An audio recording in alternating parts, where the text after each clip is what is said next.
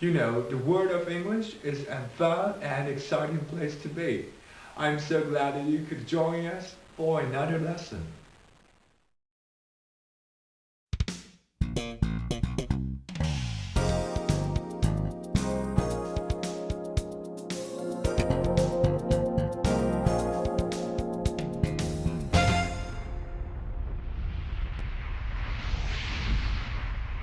Hi everybody, this is Mr. Duncan in England. How are you today? Are you okay? I hope so. Are you happy? I hope so. In this lesson, we will take a look at something it seems we all need in which to survive. A very simple looking item that plays a big role in most of our lives. Money.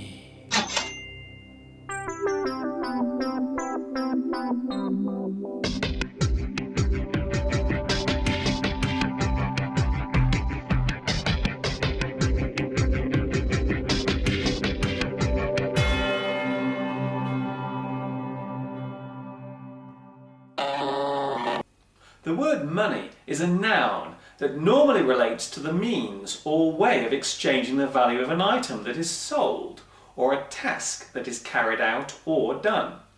When we give money, we pay for it. And when we receive money, we are paid for it. There are many words related to money, such as cash, change, coins, currency, denomination, exchange, notes, and tender.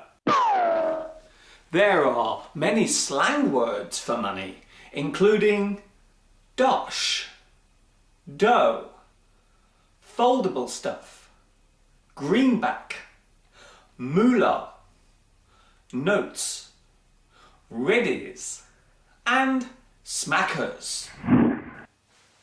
If you have lots of money, then you can be described as affluent, comfortable, flush, loaded, prosperous, rich, rolling in it, solvent, wealthy, well off. If you have no money at all, then you can be described as bankrupt, broke, bust, destitute, insolvent, impoverished, needy, on the breadline, poor, and penniless. The earliest record of money being used dates back to ancient Babylonian times, when wheat grain was used as a way of exchanging value for items and services. It was not a perfect system, but it did allow the eventual creation of what we carry around now. Isn't that right? Yes, that's right.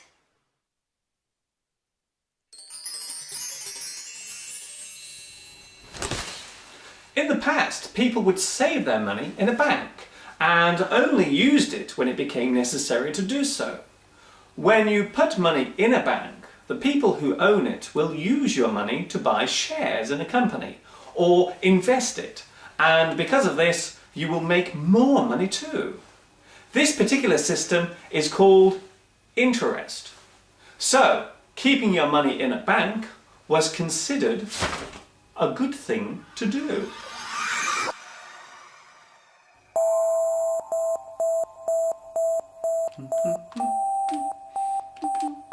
Carry the one. Ooh, nice. There are many words connected to banks and banking, such as account, your own personal bank storing space that has its own number or code. Deposit, the money you put in. Withdrawal, the money you take out. Interest, the charge for borrowing money or the amount you earn for saving it. Cashier or teller, a person who works in a bank. ATM, a machine from which you can obtain money. Bank charge, money you must pay for using the bank. Debit, money that has moved from your account. Credit, money that has moved into your account. Direct debit, money that is automatically taken from your account each month to pay regular bills.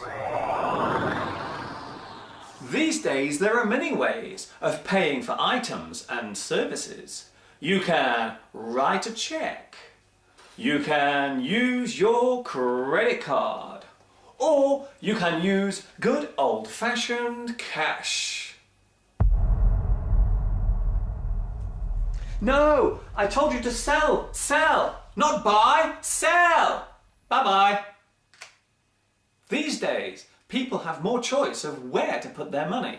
You can buy a small part or share of a company and invest your money there.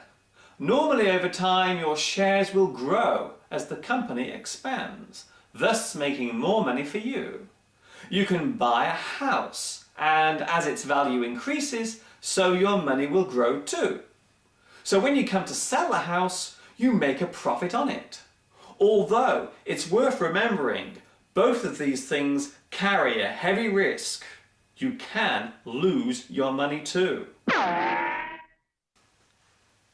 Look at me, I'm the boss! If you have your own company or business, then you need to spend money so as to run it successfully. If you make more money than you spend, we can say that you make a profit. You are in the black. If you make less money than you spend, then we will say that you make a loss. You are losing money. You are in the red. Each country has its own type of money or currency. The word currency means the particular type of money used in one country. For example, here in the UK, we use the pound. So, the UK currency is the pound. The USA currency is the dollar. Some other examples? In Russia, the currency is the ruble. In India, it is the rupee. In China, it is the yuan. The Japanese currency is the yen. And across Europe, the currency is the euro. The dollar also describes the currency used in other countries too, such as Australia, Jamaica, Singapore, and New Zealand. But it is worth remembering that they are not connected in any way to the United States. Each country's currency has its own value, and this is called the exchange rate. We work this out by comparing the value of one currency with another. For example, I can compare the UK pound with the US dollar. Right now, the UK pound has more value, so if I travel to the USA, I will actually get more money for each pound that I change into dollars. However, if I travel from the USA with dollars and change them into UK pounds, then I will lose money. This is how the exchange rate works between all countries. Sometimes you gain, and sometimes you lose. There are some idioms and phrases relating to money, such as, money doesn't grow on trees. This means that money is always hard to get. Money is the root of all evil. This means that money can often make people do bad things. I'm not made of money. This means that I only have a certain amount of money that belongs to me. That will cost me an arm and a leg. This means that something is too expensive. It costs too much. You look like $1 million. This means you look great and healthy. Splash out. This means to spend a lot of money all at once, in one go. Rob Peter to pay Paul. This means that you borrow money from one person to pay back money you owe to someone else. Money makes the world go round. This means that money helps us to live and things to happen. Throw your money down the drain. This means that you waste money or you spend it on useless things and rubbish. Of course, there is one big problem with money, and that is that most of us do not have enough of it. So very often we must borrow it from the bank. The bank will lend it to us. This is called credit. Of course, they will also charge us for this service, and this time we must give interest to the bank. Each day that we have the money, the bank will charge us. Sometimes this can lead to us paying a very big interest charge. You can now borrow money by using a credit card. Once again, the bank is giving you the money, but in this situation, it does not have to be paid back so fast. These days, many people own a credit card. Some of us have 4 or 5 credit cards at one time. During the past 10 years, people have been spending much more money than they are actually earning. In 2007, we saw the early signs of a problem in the way we all borrow and spend money.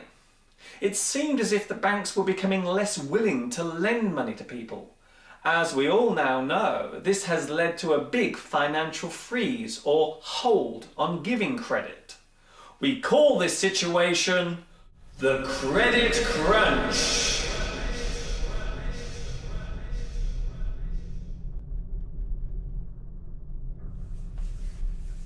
In society, we tend to judge each other by the amount of money we have, or appear to have. If we see a person driving a nice new car, then we may assume that they have lots of money. But in fact, they may have borrowed the money to pay for the car, so as to appear wealthy. There is a phrase in English that describes this type of person.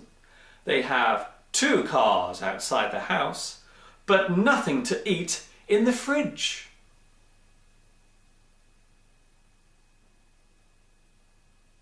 Okay, I'm ready for my transition. Special effect, whooshing noise. Where are you? Ah, here it comes.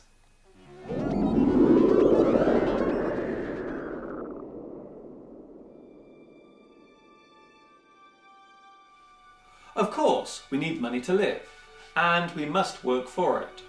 However, some people may become too concerned with making money and forget all about the things in life that cost nothing. Those who have little or no money may appreciate the small things they own, while those with millions in the bank may not care about anything but themselves. You could say that money is a paradox. If you have none, you want some. If you have some, then you want more. If you have lots, then you may find yourself discovering that the phrase, "money can't buy you happiness," is completely true. As Oscar Wilde once wrote, "I may be lying in the gutter, but I'm looking up at stars." This is Mr. Duncan in England saying, take care until next time. Ta-ta for now.